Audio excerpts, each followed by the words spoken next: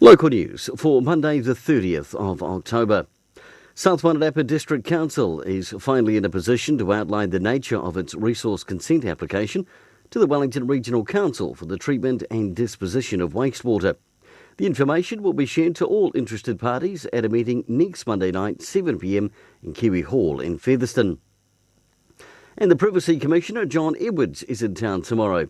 The event, or his speaking event, will be held at Wairarapa Sports House and kicks off at 4pm. Well, John will discuss topics such as what businesses need to know about the Privacy Act and how it applies to them, data breaches and changes to laws ahead. And in sport and Umpires Cup cricket for the weekend, Rathkeel have beaten Lansdowne by 7 wickets, while Red Star scored a 7-wicket victory over Greytown. And Burling was the top bowler with 3 for 20 off 6 overs. For Wairarapa TV Local News, I'm Brent Gare.